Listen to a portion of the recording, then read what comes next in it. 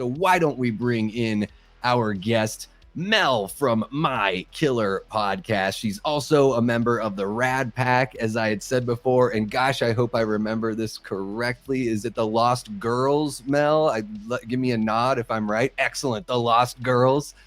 So, Mel is incredibly busy and active on the YouTubes. And I'm really excited to bring her on and just have a little chat here and get to know her and get to know what makes her tick. So everybody, welcome Mel from My Killer Podcast. How are you doing? I'm good. How are you?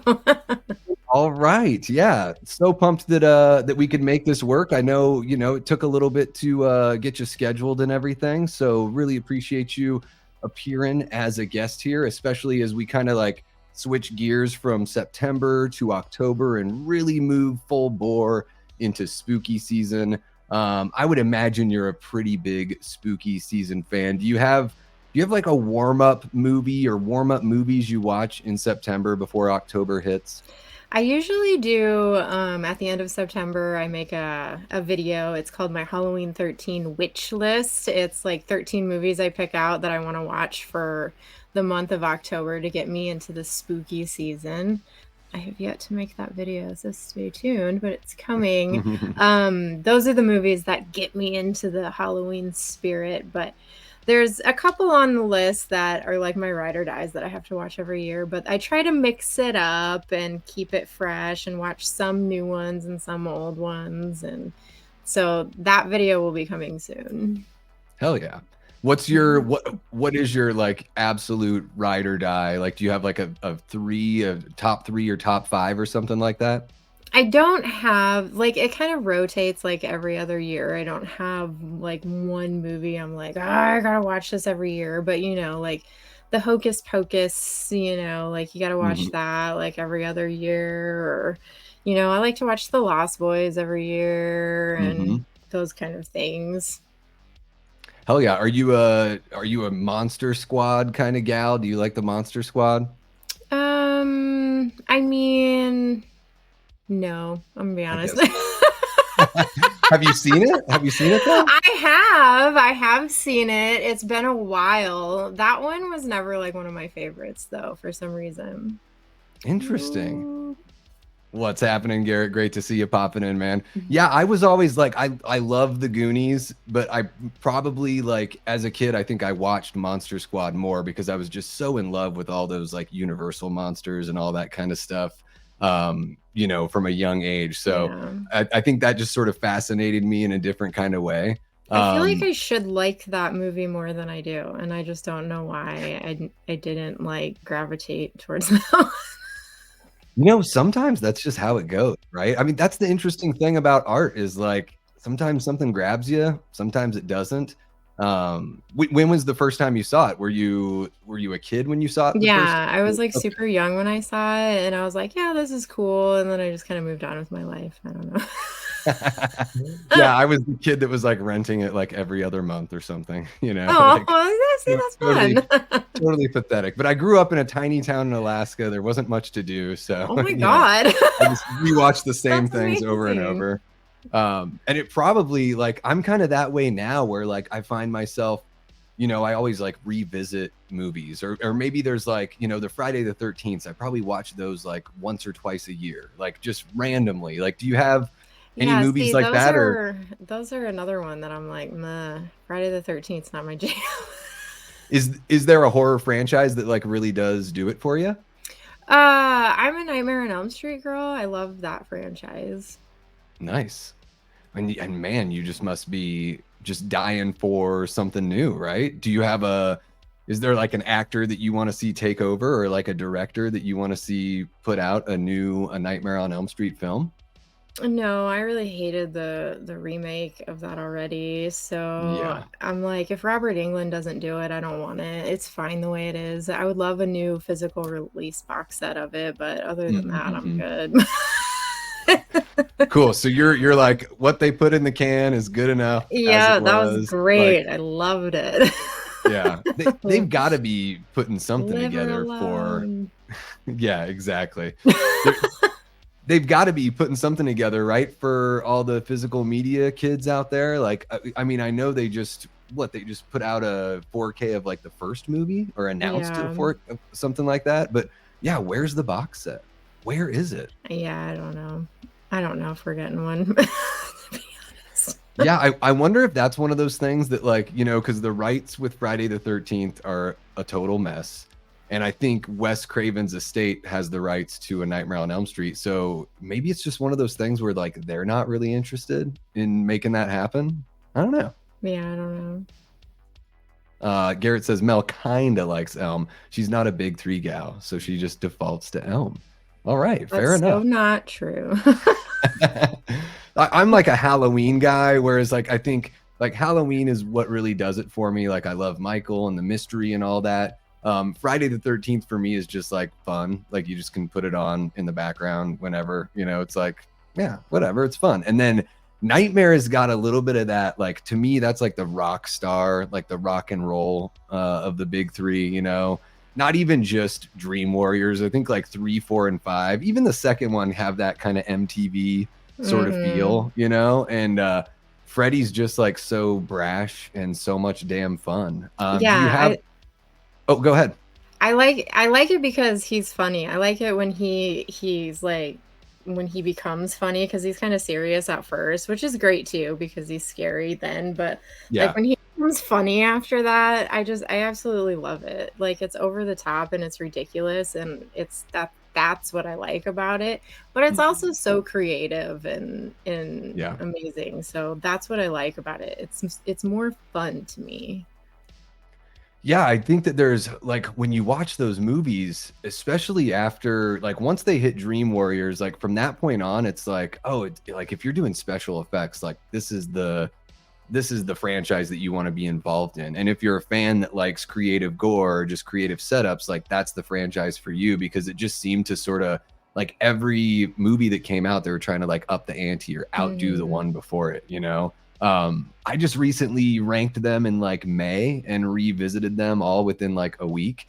And I was kind of surprised. Like I really enjoyed the fourth one so much more than like I ever had. It was weird to watch them all just back to back to back. And that fourth one stood out to me as like, man, I don't think I appreciated this movie enough before. Do you have one of the films in the franchise that is sort of like your sleeper pick for maybe like underrated or like you know, a favorite that maybe isn't? I mean, most people say Dream Warriors or the first one. Do you have one in there? I need to go back and revisit them all because it's been a while since I've watched them all back to back. I still really enjoy the first one. Yeah. So that's the thing. Like for me, the first one is like, that's the jam. You know, it's like Freddy is at his scariest. There's a bunch of mystery there. Drunk Mom is great. You know, the franchise. The franchise has so many drunk parents. Like it's not even just the first movie. It's like that's like a staple. Just like I noticed the dirty walls. That's like a big thing in like 4, 5, and 6. Like there's these dirty walls everywhere in the house, like where these people live. There's just so much questionable parenting going on throughout the entire series. It's great. Yeah, I mean the beginning of Dream Warriors is like mom just comes home with like some piece of meat and she's like, "Hey, can you keep it down? Can you go to bed so mom can get laid?" Like it's ridiculous. Just living the dream. It's amazing. Exactly, living that '80s decadent lifestyle. Right? Absolutely. Who wouldn't want to go back to the '80s? It's great. Yeah, I think that's, you know, watching those movies is kind of like it's a little bit of a time machine. You know, it's like stepping back in that era. Is that something that like, you know, because I know with what you guys do at the Rad Pack and everything, there is a celebration of nostalgia, right? Is that, you know, do movies, is it just movies that does that for you? Is it music or, you know, how do you, is that something that like, you know, when you need a healthy break or something, you just escape into a movie or an album that takes you back to that more simple time? Yeah, that's usually what we do. Movies and music. Yeah. Or you just kick it with Garrett, just hang out with him. He'll bring you back no matter what, right? Yeah, he's definitely the most nostalgic out of all of us. He's like, "You ever remember that time?" It's like he's still living there. Well, and you know what? Like I think it's nice. Like I do love that positivity. Because I'm one of those people where I can let a little negative thing get in my head and sort of like ruin my mood or whatever. And it's a good reminder of like, hey, you don't have to be like that. You know, Mhm. like that's also a choice for sure. Mhm. Yeah, it's wild. I think about like, because I was born in 82, but I have like four older siblings, so I feel like I absorbed a lot of the mid 80s culture and stuff that maybe I wouldn't have, if I were like an only child or something. So I feel sort of lucky that I remember a lot of that time. But it is wild to think. Do you play like old school video games or anything like that? Did you ever grow up playing video games? No, I wasn't a gamer. My brother was a gamer, but I wasn't really. I mean, 'Cause I tried and then I was terrible at it and then I'd get mad. yeah, I'm kind of bad at it too, but it's just like it's another thing that takes me back. And I just remember like at the time when it was like, oh, we could actually play video games that look like the arcade at home. And now, here we are just like 30 years later or something. And it's so wild to see like where video games have gone. And I don't even understand them anymore. So it's Yeah. just interesting to take a look back and see just how exponentially everything just advanced so quickly. Now, you are a big physical media collector, yes? I see a whole bunch there behind I you. mean, you could say that. I What don't is it? have like the biggest collection ever, no, but I do collect movies.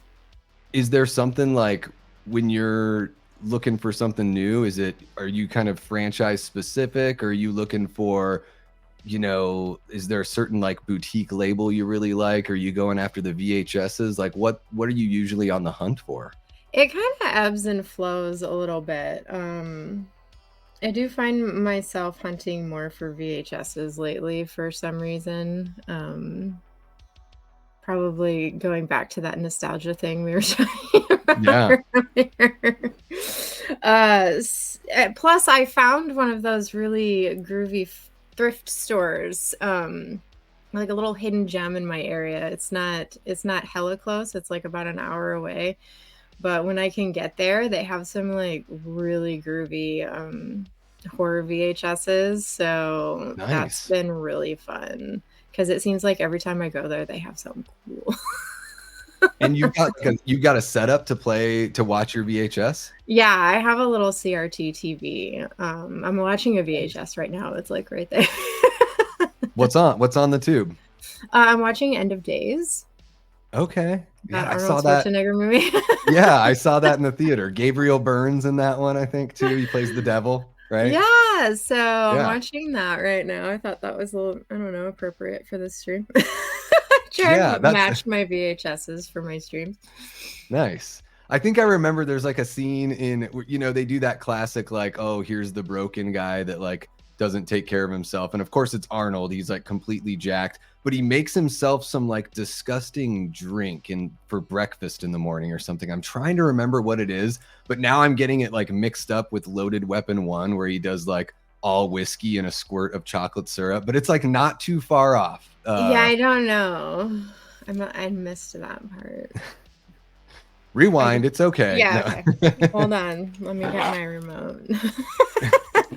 I just saw the part where he was like holding the gun to his head, and I was like, Oh my don't do goodness. it. Yeah, that movie is pretty intense for sure. I remember Yeah, there's like a seeing that. baby at the beginning where they have like blood and they're like sticking it in the baby's mouth, and it's like, it's like, I Man, they don't they went remember that. hard. Yeah. I was Because like, it's what am like I satanic, right? It's like a cult or whatever, and then at the Yeah. end, it's like, yeah. Sounds like the beginning of The Curse of Michael Myers or a scene from The Witch or something like Yeah, that. right. So, are there any like as far as, would you consider yourself like is horror something that's like a big part of your movie diet, like your film diet? Yeah, I would say that's the majority of my diet. And so what's the like the standout that you've seen so far? because I mean, I keep on hearing all this talk like about The Substance, and I really got to go check it out. Have you seen that one? I'm a little upset about that, to be honest, because had I known that that movie was going to be so wild, I would have made it a point to go see it. But I kept seeing like the snippets on Instagram, and I was like, this. I don't know. They didn't make it look all that great, right? Like you were Mm-mm. kind of talking about teaser trailers, and if it doesn't look that great, you don't like bother with it. That's kind of Yeah, what it was. It was just like it was a lot of Demi Moore's face like this, and her being like, and I was like, that doesn't look fun. yeah, But now I'm hearing that it's like a super body horror gore fest, and I'm like, yeah, I should have went and saw that. Why did I not do yeah. that? You know? Yeah, I've seen people that are saying it's the best horror movie of the year. And I don't think I saw a trailer for it until like, I don't know, like 3 weeks ago or something. Like, and it looked kind of had like a dark comedy sort of vibe, like Dennis Quaid like stuffing his face at lunch or whatever, like talking to her about it. To me, it just had this sort of like American Psycho kind of feel. Like, is this supposed to be funny, but in like a dark kind of Really? way? See, I didn't even Um, know Dennis Quaid was in it. Had I known that, I definitely would have went and saw it because I love him. yeah, I think he's like the guy sort of like pushing the drug, or he's sort of like, hey, this is how you can get your career back, is you can like do this thing that will, essentially make you young again, I did So, hear there's a lot of nudity in it, if oh, that so entices anybody. everyone that's been complaining that there's not enough nudity in horror, it's okay. The There you substance is out go. there. Yeah. The Substance, maybe Terrifier 3, we'll see what they do. I don't know. I don't think there's any nudity in Terrifier 2. The Terrifier movies, they kind of roll with cutting the nudity off, so I don't know. Yeah. Literally, I mean, Like right? literally. Yeah. So, Yeah. I don't know how much nudity you can get in Terrifier 3. Yeah, for sure. Yeah, and it's one of those things like are you looking for like, are you gonna go check out Terrifier 3 in the theater? Yeah, I'm definitely gonna go see that one for sure. Yeah. I I'm think excited for that one because I hadn't seen the other two, or at least Terrifier 2 in the theater. I actually just watched them like this summer. So I'm relatively new to it, and Ooh. Terrifier 3, I saw like the teaser trailer from way back when, but I haven't seen any of the With like newer the little stuff girl. they've put out. So yeah, I saw the one where it's just like they're playing the Christmas song and it just looks like Santa's putting down, presents or whatever. So this is like, I don't know when it came out, like That 7 was or like 8 months ago. the first one where people like Yeah. freaked out because they're like, "Oh my god, he's like gonna kill the little girl!" Like that I, he Damien Leone took it too far. I know. I love like there's nothing funnier than when like the horror people that like Terrifier are like, well, now it's just too much. It's like, what are you talking about? Like, how could it be too like at this point, I fully expect like that he would try to push it every single time, Right? Like this is what you wanted. He gave Exactly. you what you wanted. Shut up. Yeah. And it's like, I mean, even though I would say maybe Terrifier 2, I don't know. I feel like the first Terrifier is the one that pushes it the most because there's no story. So at least in Terrifier 2, if they up the gore ante, like you're getting like real characters, and it's not just like the first movie was just like a bunch of skits, kind of just like people that bump into art and then get killed by art. It's like that's it. And so I guess I just figured, yeah, with Terrifier 3, it's like all bets are off. I mean, that's kind of what you're going in there for, right? Mm-hmm. It's like Yeah. listening to metal music and getting upset at all the solos. It's like, well, you listen to metal. Like, what are you doing? You love the solos. Like, that's what makes the genre.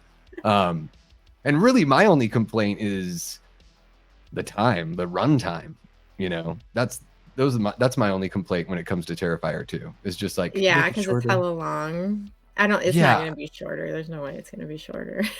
It's yeah. gonna be I longer, think right? It's gonna be 3 I hours. think Terrifier 3 is going to be like just over 2 hours. So a little bit shorter than Terrifier 2, but not that much. Fair enough.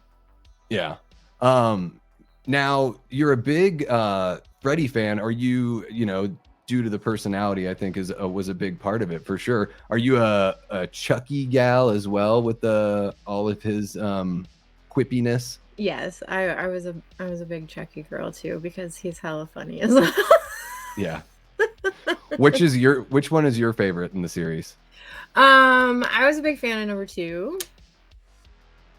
Yeah, number 2 is The dope. doll factory was Oh, terrifying. yeah. And yeah. I felt like the doll itself was the scariest in that one. There was like a certain scene where Andy like throws him and he gets up and his face and he's like running at him was like super scary.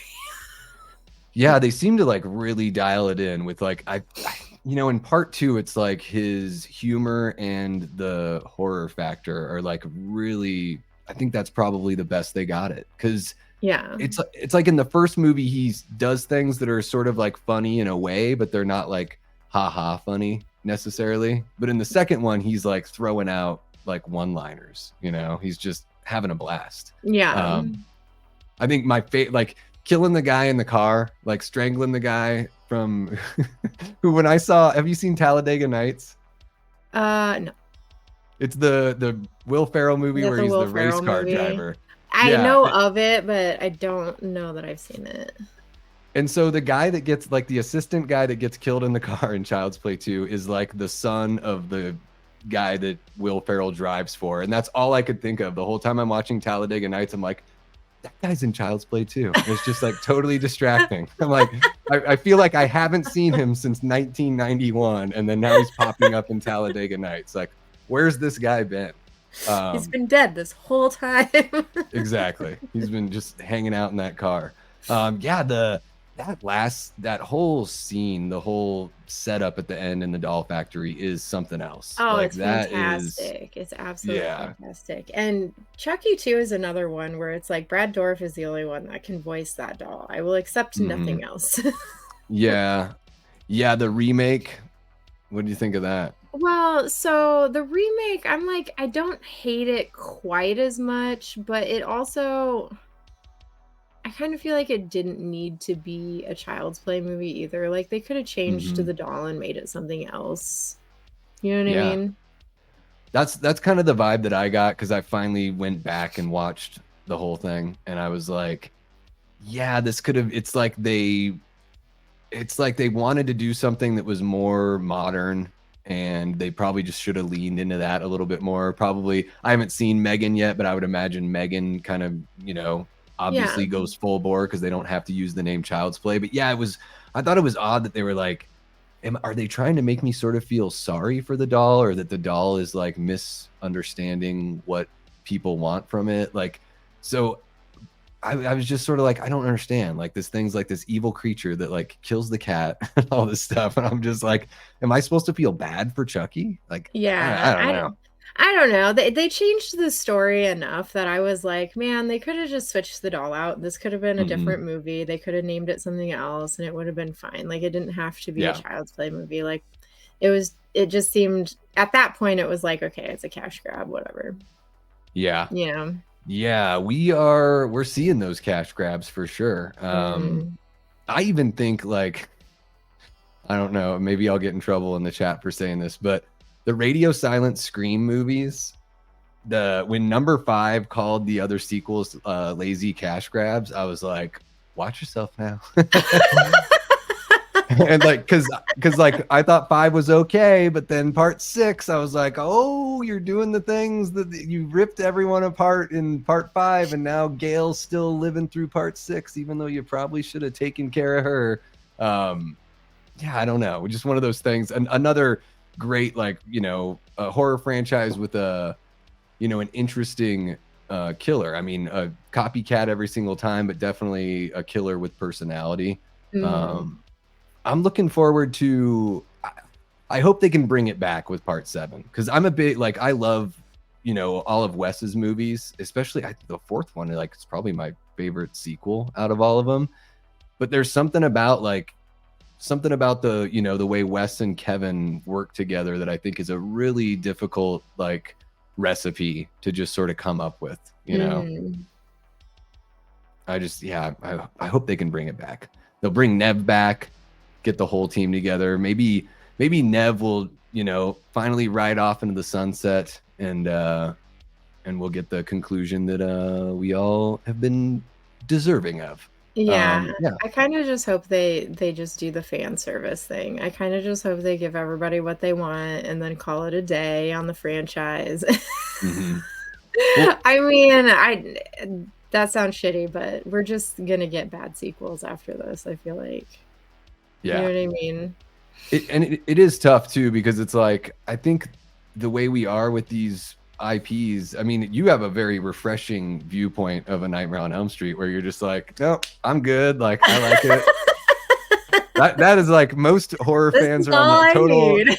Yeah, all the other horror fans are like tipping the scales on the other side, where it's like, we need more. Like, make Bill Skarsgård every character ever.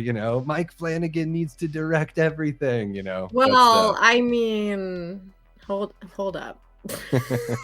I didn't know that was an option, though. I mean, if we're bringing Bill Skarsgård in, we can do that. I mean, okay. I'm happy with that. Let's do that. He's young enough. I think that's the key. I think every time somebody brings up another actor, they're just too old to actually play Freddy for like a meaningful run. Mm-hmm. But what? Bill's probably in his early 30s. I don't even know. Something like that. It doesn't even matter. In fact, I've totally shut off. I'm putting a totally different VHS tape on now, and no, you can't know what it is. Now that we're talking about this, excuse me. Yeah. Excuse me, where's my NC-17 section? Okay. It's over there. I know exactly where it's at. Don't you even kid. Just kidding. And so, and you had a fun time with the new Crow movie. Yeah, I did. I enjoyed it. I mean, I'm not gonna sit here and say that it's like the best movie ever. It has its issues. It's not gonna be for I mean, it's obviously not for everyone. But the thing about that movie is people are just not willing to give it a chance. It was like that movie was getting bad reviews before it even came out in theaters, which I was like, how is this even possible? How is it possible that people are hating this movie and they're not even seeing it? People were giving it bad reviews and refusing to watch it. It was like, this is bonkers to me. Like that this movie's never gonna make it, and it's because people aren't willing to give it a chance. So that was just upsetting to me, Yeah, I think that's one of the bummer things about, I mean, I love that everyone has a voice, and people can, whether it's, tweeting something or jumping on YouTube, it is like, I love that people can express themselves. But I think like the trouble is like, if you end up believing everything that you see, or you give it too much credence, then people can like deflate. They can either deflate you before you watch something, or they can raise your expectations so high that there's no way that like anything could ever satisfy. We're in this weird kind of area. Because I saw, when I watched the first trailer for the Crow movie, I was like, well, this looks really fun. It looks like it's for a more modern era. So it doesn't look like the Crow that I was used to seeing from the original film. But I'm like, I think that's okay. I mean, it's like a lot of times people talk shit about reboots or remakes. But I'm like, well, that's what we've been doing in comic books forever, and that's what, the Crow, originated as, a graphic novel. So yeah, it's pretty disappointing. And then on the flip side, people can, say Abigail is the best movie ever. And then by the time I see it, I'm like, well, that was okay. Well, I think their biggest mistake was they called it The Crow, and they didn't just make it a sequel. They could have easily made it a sequel. They changed the story enough that it could have just fallen in line to be a very nice sequel. It would have been better than some of the other ones, and it wouldn't have been the worst movie, but it has this dark shadow over it that it's trying to be better than the OG movie, and that's what pissed people off, Sure. Yeah, and even if they just like didn't name him Eric, and I don't think they don't call it's not technically Eric Draven, is that right? They don't ever use the last name.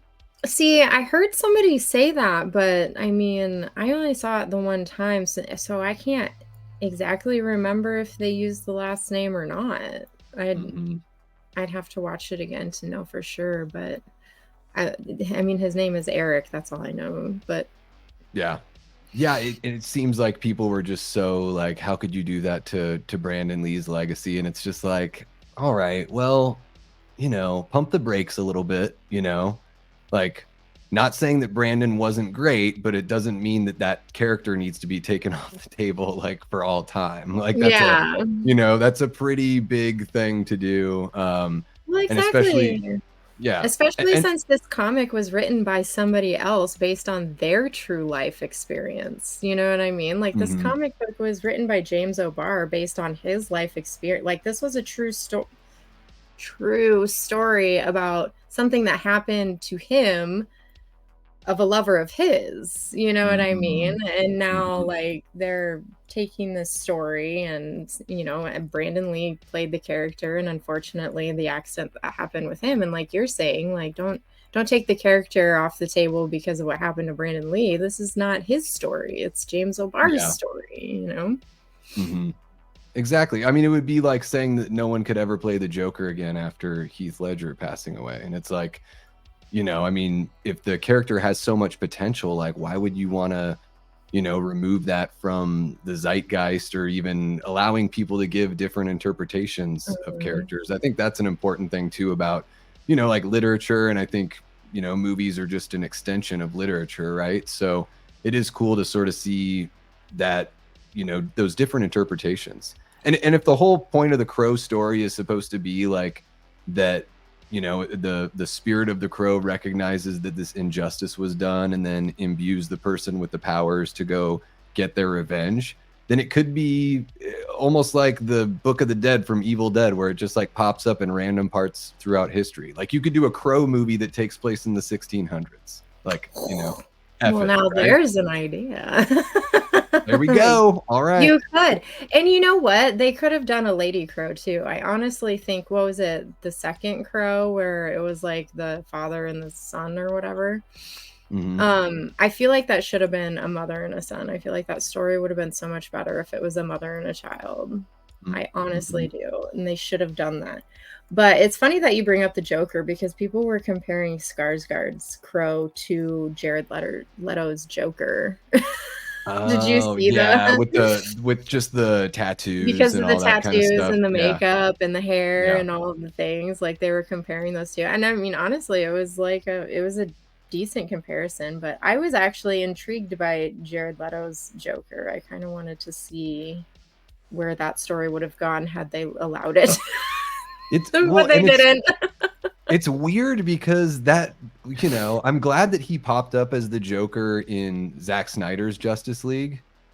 Because I feel like what we got from him in Suicide Squad was so like he has nothing to do with the story. Like if you take the Joker out of Suicide Squad, it doesn't change anything, which I thought was sort of a huge miss. I'm like, man, the Joker should have been like the linchpin for something that either the Suicide Squad needed or just something, but he just sort of pops up to be like, hey, I'm weird and I'm zany, like, and then I'm out. Yeah. You Well, I know, it think that they recorded so much more of the Joker in that movie, and then they cut it all out for some was. reason, I think is what I heard about that.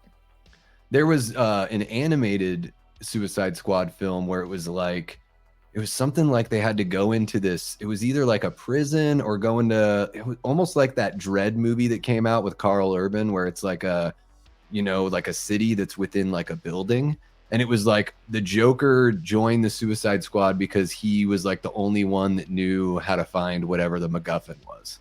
And I was like, oh, that could have been a cool twist. Like that they basically have to go like kidnap the Joker and make him like do their bidding or something like that. But yeah, it just seemed like kind of a miss. Mm, Especially for because it seemed like Leto had a lot to bring to the character. Now, whether or not what he brought to the character is your taste, that's one thing. But it definitely seems like he was having a good time, yeah, with the performance. I think he really liked that character, and I thought that he was gonna get his own movie. I thought that they were gonna show, him and Harley Quinn meeting, that, like, story. Mm, I thought, but I could be wrong. yeah. Well, and that's something that maybe they were like talked about, and then when the movie Mm, came out and didn't do so well, they're like, all right, well, we're just mm, gonna never DC mind. gets really antsy. It seems like But until they hired James Gunn, they were just like, we'll try something, but if it doesn't work like right away, we're just gonna bail on it. Yeah. Did you see the Snyder cut of Justice League? I didn't know. So it's really interesting because I mean it's really long, but they kind of break it That's up in kind of like, why. well, I love your laugh, Mel. It's like top Oh, notch, top 5 laughs of all time. no. It's great. No. No, for reals. I'm not, no bullshit. Sometimes my tone, I don't know how to say things the right way, but seriously, top 5, love it. They break it up into they break it up into chapters. So if you're thinking to yourself, maybe I don't want to watch a 3.5-hour movie today, maybe I'm not ready for Terrifier 3. You know, you can break it up into chapters. It is really cool because it totally gives you like different storylines for each character. And there's this, I think they call it like a nightmare scene where you go into like this alternate future where Superman has turned bad because Lois was killed. I think they hint at it in the original Justice League, but they show like the group of who is in the Justice League at that point. And what's really interesting is Jared Leto's Joker is there, but he's got yellow gloves on and he's like calling Batman Bruce and all this stuff. And I started thinking the wheels started turning in my head, and I'm like, that's supposed to be like Jason Todd. That's supposed to be like Robin that turned into the Joker because they had that storyline in the comics. And I was like, that would be a really interesting sort of spin because he had the same gloves where I'm like, something's going on. And the chemistry between Affleck and Leto was really, really good. It's a relatively short scene, but that was the scene where I was like, man, I would like to see that version of the Joker. I mean, I'll take all the Joker you got. I thought the Joaquin Phoenix Joker was amazing and maybe one of the most different comic book movies I've ever seen. You know, and speaking of movies that are getting trashed before they're even released, the sequel's getting trashed for like the last 2 or 3 weeks. Yeah, everyone's like, it's almost like they're purposely making a bad movie. And I'm like, yeah, I've been seeing stuff about that, but they're really promoting it hard too. Yeah, I'm like, it can't be that bad, right? I mean, it's probably not. It'll probably be fine, and people will just hate on it for no reason. That's the theme of this year, I guess. Well, and I mean, it even goes back, right? It's almost like we're, you know, nuance is sort of like pushed away where people are like, no, you either love something or hate something. Like, we're not going to have a discussion about it because, you know, it seems like it's almost like movies have gotten that way to where it's almost like politics, where it's like, no, you can't take some of it and then criticize some of it. Like, it's either all or nothing because, you know, as a big Halloween fan, like I really liked Halloween Ends a lot.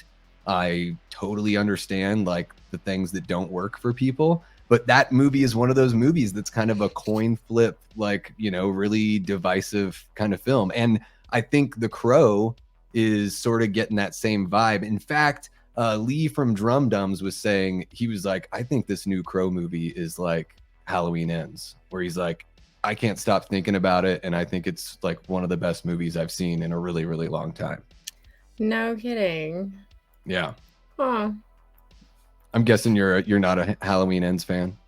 I mean, I saw the movie in theater, and then I guess I didn't really understand it, and I don't think that I really liked it. Yeah. Fair enough. It's definitely a movie. I think it is one of those movies that benefits from multiple viewings, but I also agree with the idea that, like, you know, maybe you shouldn't have to watch a movie more than once to get it. You know? I like, just didn't get it. I didn't understand what they were going for with it. They were like, fuck it. COVID ruined this whole thing. We don't know what to do. Let's bring in a copycat killer. Let's just do this. But then they just like I don't want to like, is it? Oh, whatever. Whatever. And then they did what they did at the end, and I was just like, sure. It does seem. We went through all of this. Yeah. and then that's what you did. What? I know. I'm sitting. I was like heartbroken. I'm like, Corey just stabbed himself in the neck, and then Michael chokes him out. I was like, I actually feel bad for this guy. I know. At the end, I was like, And and you know, all they had to do really to make it all up, Mel, is all they had to do is at the end after Michael goes through the grinder and they're like showing stuff, they just cut back to Laurie's house and it's completely dark and Corey's not there on the ground anymore. That's all they Yes. had to do is just show Perfect. that. And then whatever he did to himself, stabbing, choking, whatever entity was in Michael is now in Corey, keeping him alive in perpetuity, you know, until he passes it on to somebody else. That's all they needed to See, I do. love that. I would have accepted So that. That would have been fine. That would have been yeah, perfect. He just that couldn't it couldn't end that way. It just couldn't end that way. They just it does needed to seem not do that.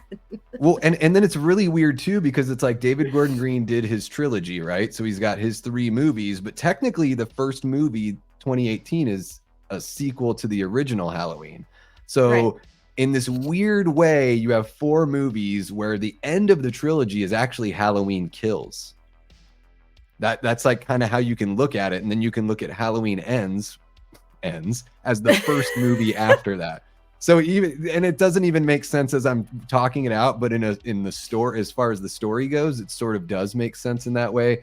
But yeah, I totally this is exactly why people have a problem with Halloween Ends. And it's exactly why I try to be fair about the things that I even love. Like if I love a movie or an album or whatever it is, it's like, well, I can at least be fair about it. Like I get why people don't like it. Like you wanted Yeah. another Michael Myers movie that went out with like a giant bang, and we kind of got that in Halloween Kills, and then they didn't really up the ante, you know, from there. So Mhm. yeah, what can you do?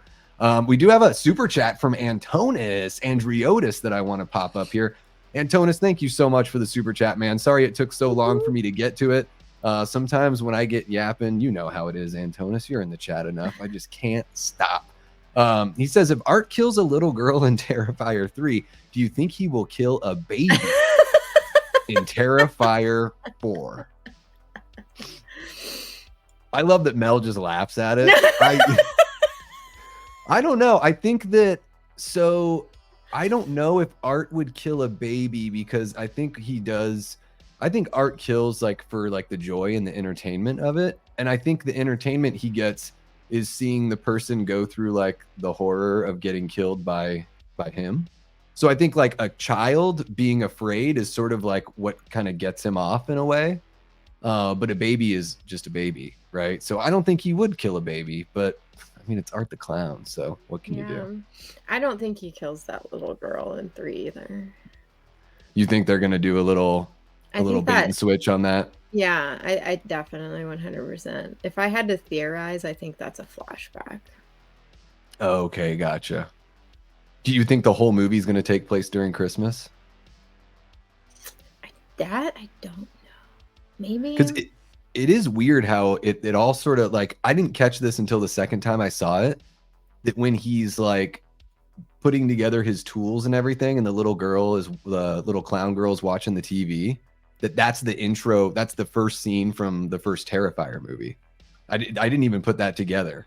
I was like, oh, so those movies are sort of intertwined. Terrifier 1 and Terrifier 2 are happening on the same Halloween night. Like, and I Are just didn't. they? I think I so. was kind of wondering about that because when you watch Terrifier 1, it has like absolutely nothing to do with Terrifier 2, but then somehow Terrifier 2 and Terrifier 3 are going to have a continuous story. Mm-hmm. So Yeah, I guess because it would make sense that they're going to try and bring them all together.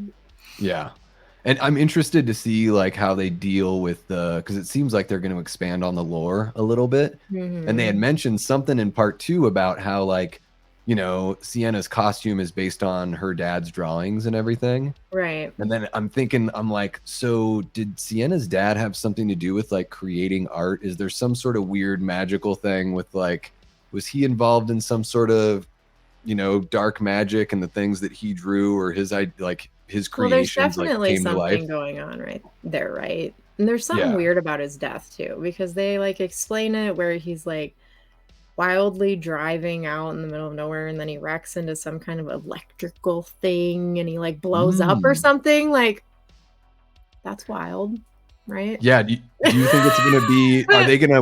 Are they going to weave that back all the way back to like the All Hallows Eve thing? Or do you think it's something as like on the nose as like the dad's soul is basically trapped inside Art's demonic body or something If like they that? can weave this all the way back to All Hallows Eve, that would be impressive, and I would be here for it. 100%. All right. But the dad he's got to pop up somehow. I mean, he's like the basis of the story for Terrifier 2. Yeah, it'll be really interesting to see what they do. And then, yeah, I mean, to sort of piggyback on Antonis's question, just, you know, what Terrifier 4 is going to bring. And also, like, how long do you think they're going to keep on doing these movies, you know? Probably as long as they can, like, keep a story going and keep an audience interested. I personally, I don't know. If they can keep pushing the gore, because I mean, eventually he's got to be gored out. You know what I mean? You can only go so far, right? And that's kind of like Art the Clown's thing, is like, Yeah. He murders people in a very specific and gory way, and you can only do that to a certain point where it's not like, you know, extreme enough or something like that. You know what I mean? Like, I don't know. But also, I was kind of wondering too if the little girl in the trailer isn't Sienna. Oh. You know? Gotcha. Okay. That's just an Oh, shit. Okay. So maybe they flash back to Christmas. Maybe that's when everything goes down with the dad or something like that. Right? Because they never said like how old she was, did they? Yeah. No, I don't think we ever get any inkling like how long he's been gone. I can't remember. That movie's like 2 hours and 18 minutes long. Maybe they said something. Yeah, maybe they did. I don't know. But I don't think so. Yeah, I don't think they really like give it away. I mean, because what, her brother is probably like supposed to be just what, 3 or 4 years younger than her, something like that, right? Yeah. And so, I mean, I guess the dad could be, technically, he could have been gone for a really long time, you know? Yeah. I don't know. He could have been. So, yeah. It'll be interesting. It'll be very interesting to see what they do there. Yeah. And Antonis with the question of the night. I do have a couple other questions for you that are from our, let's see here, from our audience, from the channel members here on the Davey Deathray channel.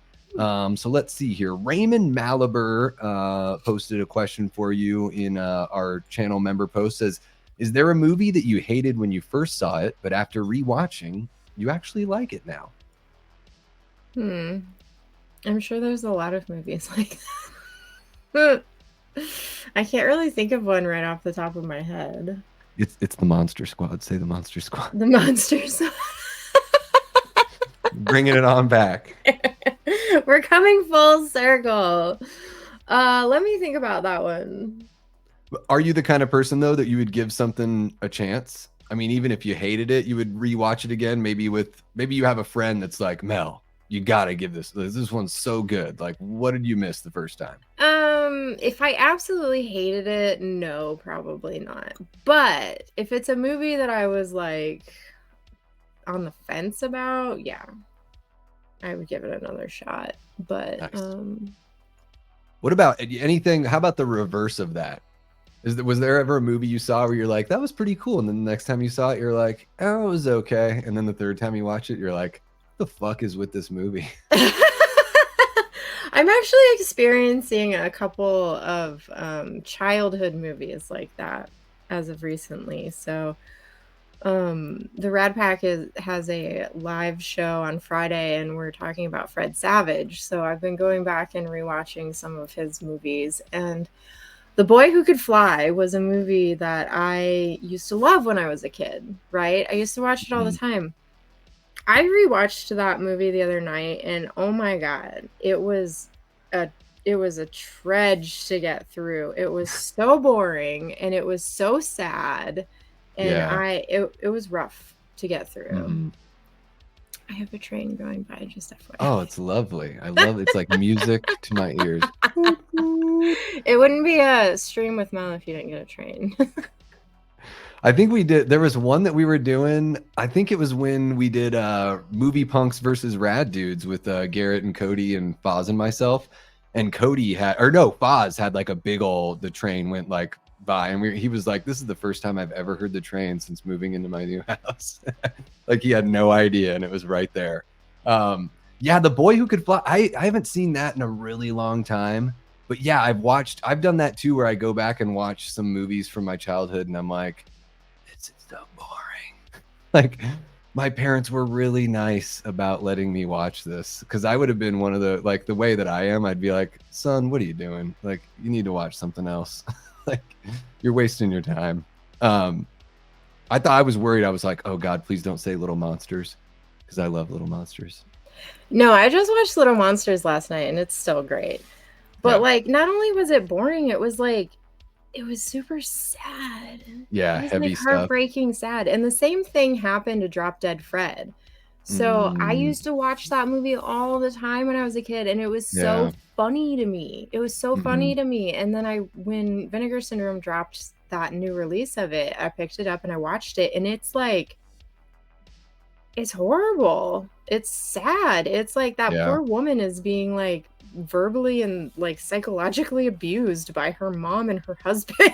It's like a terrible movie. And that's the reason why she has this like invisible friend, is because that's her coping mechanism for life. It's like, this is not a good movie.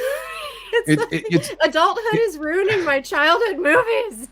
It's wild because, yeah, it is like an examination of like, this is what happens when you have a psychological break to deal with stress and manipulation. You know, but you know, I think that it's Rick Mayall, right, that played Fred. Yeah, that's the actor's name. That, I mean, his performance, like, that was one of those movies as a kid where I was like, this guy is just like, because I think I saw Drop Dead Fred even before like Jim Carrey had his big break. Unless I'm remembering it all backwards. But just how wild and energetic he was, and inappropriate. He's amazing. Yeah, absolutely amazing. Yeah, it's been a long time since I've watched that though, so I guess I haven't had to have the, oh my God, they're manipulating her, you know, the whole time. And then what she basically has to make, it comes down to one of those things where it's like she has to make a decision of whether or not to like sort of let him go forever and like be grown up. Well, right? It's kind of like at the end, she has to choose to be better. You know, like she finally lets go of everything that ails her, but that also means letting go of him. You know what I mean? And then once she lets go of him, she's like a whole better person. So it's technically a good thing, but then it's sad. But then there's like this weird point at the end where she like also kisses him, and it's like they didn't have to do that. That was creepy and weird. But it's like, I think I just learned that like, don't rewatch your childhood movies if you enjoyed them as a kid. Leave them there. There's one movie from my childhood, and I don't know if you have ever seen this one, but I am like frightened to go back to it. It is called The Peanut Butter Solution. Have you ever seen that Canadian I have not, but movie? I think I bought it. Didn't like somebody just put that out? It is wild. That movie, like, my brothers and I would watch that, you know, growing up, and it was just so bizarre. And then I think I saw it like in my late teens. I worked at a record store in Juneau, and like every now, like we could just bring in a movie or something and be like, oh, cool, I can get this movie from my childhood.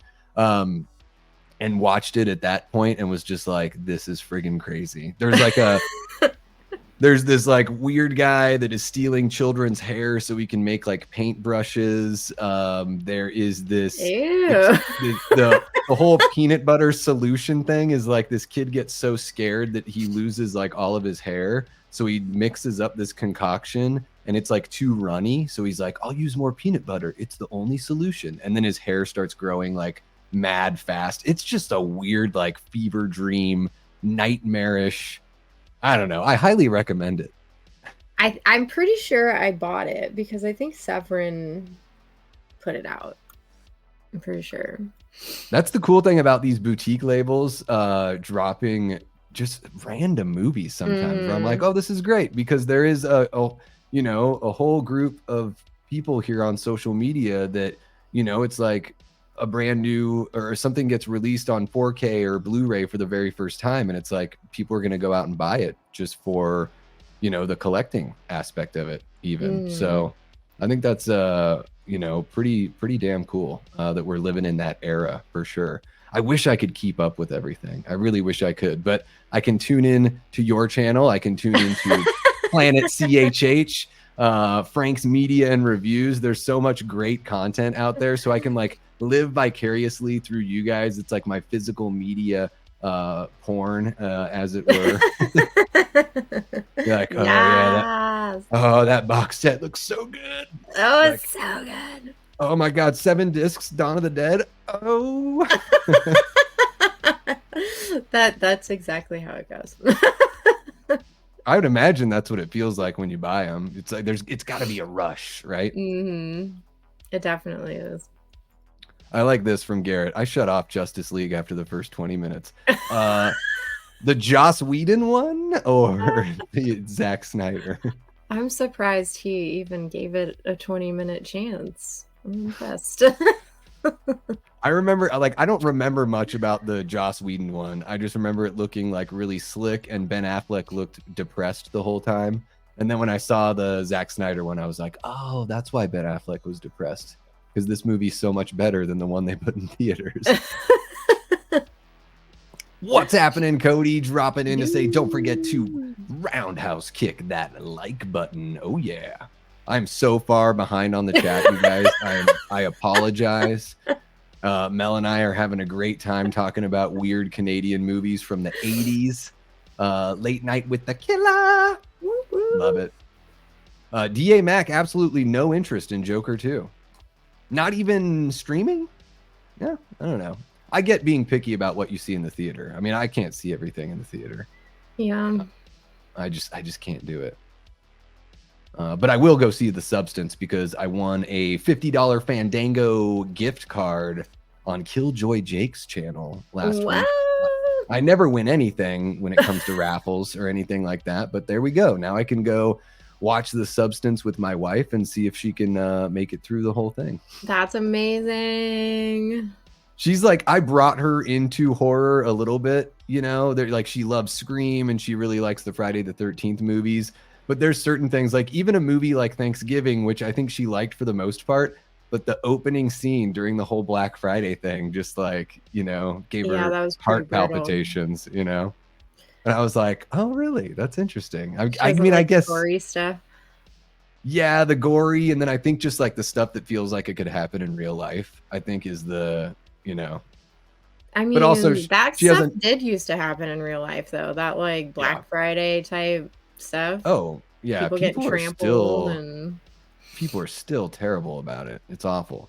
And now we have what, like Cyber Monday, Black Friday sales start, it seems like on Tuesday now. It's just like there's no, and I have family friends that would seriously like come to Thanksgiving dinner over at my parents' house and like right away they're like gone because they're gonna go wait in line. go Black Friday shopping. And I'm just like, damn. Like, what are you guys going to check out a Star Wars movie? No, we're just gonna wait in line to buy stuff. Oh, all right. Well played. And then let's see here. We've got another question from our channel members. We got Eli Cortez. Eli is the man. He sent me so many great things. He sent me the first 4 seasons of Tales from the Crypt on DVD. I've got actually 2 boxes that he sent me that we're going to be opening up here later on in the night. Eli is absolutely incredible. He wants to know what movie first introduced you to the horror genre, and what are your 3 go-to horror movies that you can't stop watching? So that's kind of that first one is a hard question because I don't know what movie per se. I was really young when I first started watching horror movies. My momster got me into horror movies, so I think like the first movie I remember seeing was A Deadly Friend. So maybe that one. I don't know. My mom used to tell me I used to run around the house saying BB, BB, and acting like a robot. So maybe it was that one. I watch The Lost Boys a lot. I don't know if The Burbs count as a horror movie, but it's kind of horror adjacent. I watch that one a lot. Yeah, I think for a kid, it's got that kind of spooky, uneasy feeling. The Burbs. The Burbs, yeah. Yeah. Kind of like, I mean, I guess as an adult, maybe it's more of like a dark comedy kind of thing, you Yeah, know? I would say it's probably more of a dark comedy, but there's horror elements to it. Hmm. What would be a third one? That I watch all the time.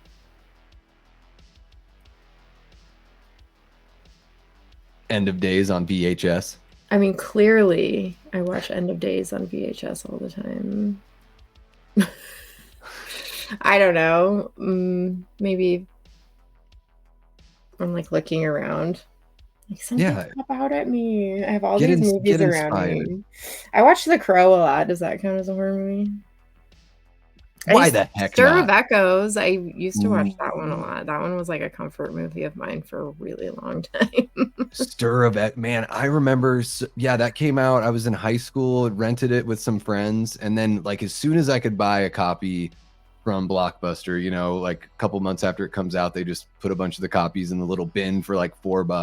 That was a Mhm. movie that I watched like it felt like every other week or something like that. I love Stir of Echoes. Yeah, Kevin Bacon is so cool in that movie.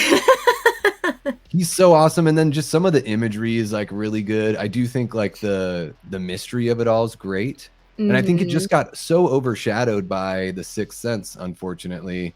But I think Stir of Echoes is I like it better than The Sixth Sense.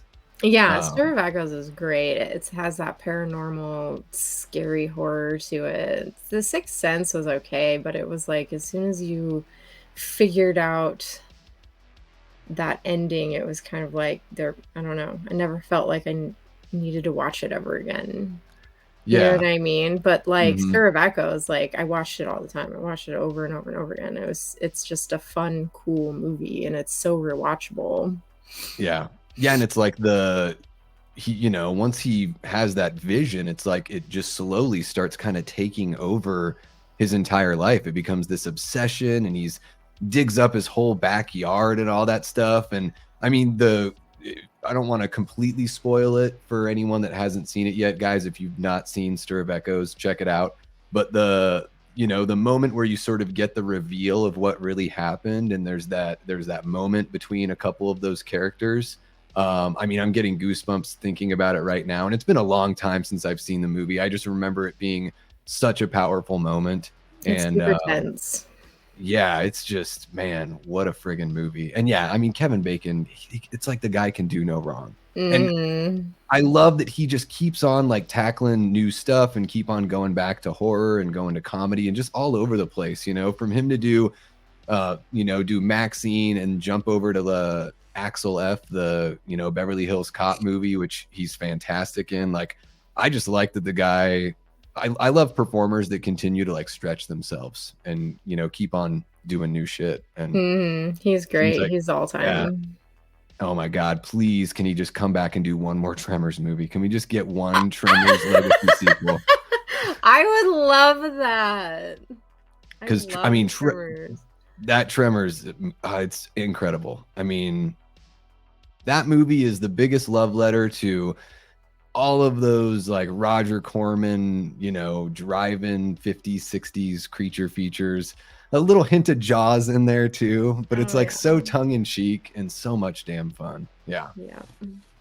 Maybe one of the easiest, like I would say one of the most rewatchable movies for sure. I don't know. Maybe I'm crazy. Maybe I'm crazy. You tell me.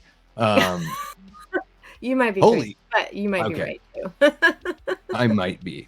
We got another super chat here, and then we will let Mel get a little bit of rest this evening. She's been putting in the good time and laughing her face off here, so she needs a little break there. But we got Happy Sanjo, our guy. Coy says, How many Terrifiers need to be successful for him to be iconic? Or do you agree with Dave that it's more about staying power? I think Pinhead is iconic, but most don't agree. Thoughts? Oh, so Coy, you're talking about Dave McRae. Do you watch Dave's channel at all, Mel? I don't. Dave's great. He's a massive Halloween nerd. He's a professional voice actor, but he's also, I don't know if you're into Black Christmas, but he is the co-writer and co-director of those It's Me Billy fan films that are like a follow-up to the Black Christmas movies. Dave's great. I've been watching him since like 2017. He's one of my faves. So yeah, I mean, there is a big conversation around like, you know, what point is art iconic? I mean, I think he already is. Yeah, I kind of think he already is. Yeah, but like, I think Pinhead is as well. Yeah, definitely. Yeah, Coy, I would say maybe like right when Terrifier 2 came out, or a little bit after, you could sort of say, oh, I don't know if he's an icon yet. But I think we're at that point now where, like, when I go out to a horror convention, I see a shitload of Terrifier shirts and a lot of art, you know, stuff everywhere. And now the third movie, I mean, the posters that have been coming out for the third movie are incredible. And there's so much hype that I think he's there now. And yeah, I think Pinhead, man, when I was a little kid walking through the video store, like, he just stood out to me. You know, he was one of those images that it's almost like the Dolls VHS cover. I can just picture the Hellraiser VHS cover. It just stands out in my mind, even though he's hardly in the movie. And maybe that's why some folks would say he's not iconic, but I think that leans even more into him being iconic, is he doesn't even have to be in the whole movie for you to associate the franchise like with that. So so yeah, I'm one of those. I may be an old timer, but I think art is iconic. I'm 42, so and I think art is iconic. Well, I know you have it. Yeah, all us old cats are telling the young kids, oh no, he's not yet. But it's like, come on. Like, by the time A Nightmare on Elm Street 3 came out, Freddy was iconic, and we're right there with Terrifier. So it's okay. We can let it go, guys. We can embrace the future. Well, hell yeah, especially with all the merchandise and like Spirit Halloween and Party City. Yeah. Like, Party City. I mean, I didn't even see the movies until this summer, really, but art freaked the hell out of me. Like, anytime I saw his image pop up anywhere, I'm like, this guy is like from my nightmares.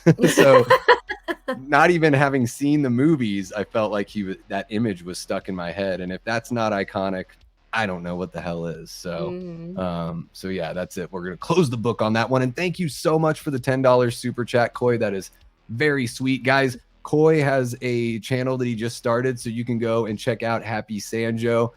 He's getting things going over there. We always talk about supporting one another and lifting one another up. So go throw Coy a sub and watch him continue to grow as a content creator. I think it's a really cool thing to be there at the beginning and see how that person develops their voice and just how everything goes. It's fun stuff. And yeah, Coy, thank you so much, man. Really appreciate you. I just want to say what's up to Wade Effin Wilson. Says, always catching bits and pieces of live shows, but we'll always catch up later. Good to see you, Davey. Hope everyone has a fantastic stream. Thank you so much, Wade fucking Wilson. Well, shit. Mel, I've talked your ear off for about an hour and 15 minutes. I think we said 45, which is typical Davey. It's fine. I'm a mess, and I bring everyone into the mess with me. But it's been great hanging out with you and great getting to chat with you and learn a little bit about, you know, what you look for in films. And now I know that whenever you're on a stream, you've got a VHS going, so I can always bug you about that the next time I catch you in a stream. What I'm watching. Exactly. At some point, and I know it's not VHS, but you got to check out the peanut butter solution. Oh, I will. I'll let you know. Look, there we go. Aaron Click's dropping the truth right there. And Eli says Severin put it out. All right, so there we go. So that's the one that Christian was talking about today. Okay, interesting. I saw that he said he'd watched the Craziest Kids movie. I had no idea. But yeah, it's absolutely insane. Well, so you've got a Rad Pack live coming up here on Friday evening. Is that right? We got a Rad Pack live stream coming up Friday, and then a members only stream right after. Come hang out. Hell yeah. What time does your does the for everyone stream start? That's a good question. Oh, Mel. Don't tell my manager. I think it's probably 8 or 9. Probably 8. Eastern? 9 Eastern. All right. 9 Eastern, Rad Pack live. You heard it here first or second, or I don't know. Maybe you heard it somewhere else first or second. And then what else do you have going on? You said you're going to do your, what did you call them? It's like your 15, like. My Halloween 13 witch list. I call it a witch list. It's a watch list. But I used to do a 31 days of Halloween, and then watching 31 movies was a lot. Yeah. So then I decided to do 13. Nice. Yeah, so it's my Halloween 13. Hell yeah. And even just, having to talk about them after, it's like, oh, geez, what am I going to say about this one?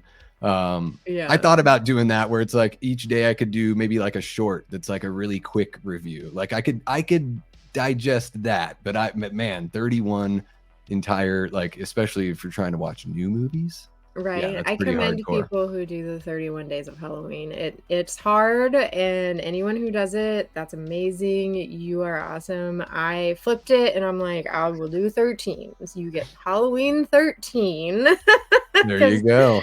Even then, sometimes I don't get through all 13. But I try. I'm also doing a giveaway on my channel, so if you log on over there and watch my giveaway video, you have until tomorrow to enter. So go do that. And you're giving away, is it one of those Pennywise? It's head there? Yeah, one of those guys. One of the Pennywise popcorn buckets. It is a popcorn bucket. Okay, where do you put the popcorn? Do you have to like take part of the head off? How does that work? Yeah. It's in the back? Yeah.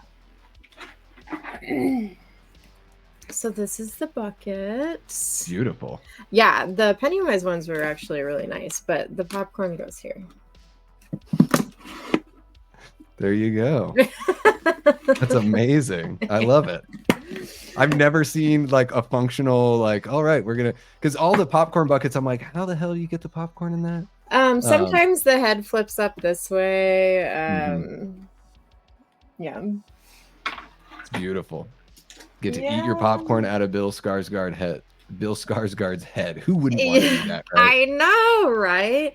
But the Pennywise ones were really cool. They turned out really well. The detail is phenomenal. So I'm doing a giveaway. So y'all go over to my channel, and there's a video with all the details. You can enter to win one of those. Don't miss out on that. Yeah, you guys can check out Mel's YouTube channel in the description below. So if you're watching now in the chat, or if you're watching after the fact, just open up that description. You can click on down there. Of course, any one of the mods, please feel free to drop the link. There we go. Eli dropped it over there. So you can check out Mel's channel right meow and go give her a sub if you're not subbed already. I don't know what the heck you're doing. But do that. Take care of that. Win that popcorn bucket. Don't forget about the Rad Pack live stream at 9 p.m. Eastern. And if you become a channel member, you can hang out with them after. That's pretty dope. Hell yeah. Well, thank you so much, Mel. It's been awesome chatting with you. I wish you all the best on your 13 witch list. And thank you. Thank you for having me. Oh, of course. Yeah, absolutely. And I hope that Pennywise head goes to a good home. All right. Yes indeed. All right. Well, have a great rest of your night, and we'll talk soon. Thanks. Bye, everybody. Take care.